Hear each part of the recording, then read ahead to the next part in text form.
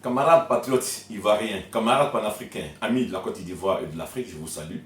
Je suis Richard Dakouri, estampillé numéro 2 des leaders de la jeunesse par la presse ivoirienne. Alors, le sujet que je vais aborder aujourd'hui est extrêmement important, mais il est complexe et difficile pour moi, compte tenu de la susceptibilité de certains de nos camarades qui désormais se sont érigés en censeurs de la pensée et qui se sont spécialisés en traitologie, qui est un néologisme.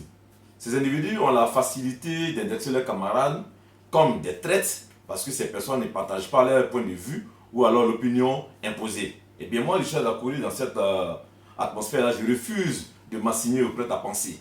Je vais réfléchir de moi-même, par moi-même, faire des propositions après mes analyses critiques.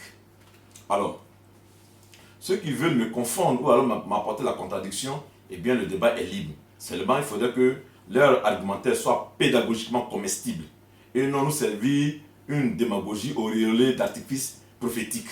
Il ne s'agit pas de moquer Dieu. Il faut être concret dans notre analyse, il faut être sérieux dans notre analyse et que cette analyse porte du fruit pour mieux accompagner le combat. Alors, de quoi s'agit-il? Eh bien, il s'agit des élections législatives à venir. L'opposition significative dirigée par le professeur Sangaré Aboudraman a pris une décision difficile. Et il appelle au boycott passif de ces élections et demande à ses partisans de ne pas participer. Il est vrai que depuis un certain temps, il y a une visibilité d'action sur le terrain. Mais il nous faut une lisibilité politique. Et cette lisibilité politique, je ne l'aperçois pas dans cette décision que je trouve véritablement lourde de conséquences, mais également improductive. Alors, pour ma part, je pense qu'il serait très intéressant et judicieux pour nous de participer aux élections législatives. Vous savez, le combat, il est multiforme et multidimensionnel. Nous utilisons les réseaux sociaux qui font un travail formidable, mais ce n'est pas suffisant. Sur le terrain aussi, les Ivoiriens marchent, ils participent aux meetings. C'est bien, mais ce n'est pas aussi suffisant. Il faut alors le combat au plan international. Donc il nous faut rentrer dans les institutions pour mener aussi le combat. Donc ouvrir une autre fenêtre du combat institutionnel. Et je pense que cela aura beaucoup plus d'avantages. Ça sera un plus pour accompagner notre mouvement.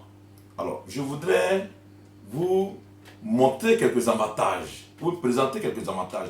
Pour ma part, je pense que d'abord, premièrement, vous savez que nos leaders sont des cibles. Il serait intéressant que Sangaré Aboudraman soit député de Ouagadougou, c'est un symbole fort. Kone Boubaka, Malo Junior Odette, Michel Babou, tout le monde. Ça va leur permettre d'avoir la couverture immunitaire. C'est-à-dire, s'ils sont au Parlement, ils vont bénéficier de l'immunité parlementaire. Je ne dis pas qu'on ne peut pas les arrêter pour les mettre en prison, mais au moins cela aura beaucoup plus d'avantages dans la mesure où ça va faire beaucoup plus de bruit que s'ils n'ont pas cette couverture.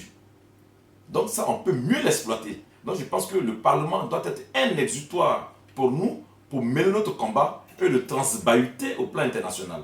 C'est-à-dire que nos parlementaires aussi peuvent aller en Amérique, aux États-Unis d'Amérique, avec la décision de Donald Trump, tout est possible, peuvent aller en Russie, rencontrer leurs camarades parlementaires, rencontrer certainement le président des autres parlements, et pourquoi pas, cela peut leur ouvrir la porte des palais présidentiels et rencontrer Trump, ou alors Vladimir Poutine, ou alors le président chinois, et d'autres présidents de la République, pour porter notre message. Donc, on doit être présent sur le plan diplomatique. C'est ce qui nous a échappé et qui nous a valu de perdre le pouvoir.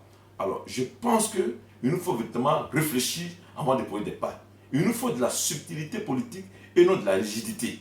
Parce que cette rigidité peut casser l'élan patriotique, peut, je veux dire, affaisser notre mouvement. C'est pour ça que je demande qu'on revoie notre position et qu'on refasse une lecture.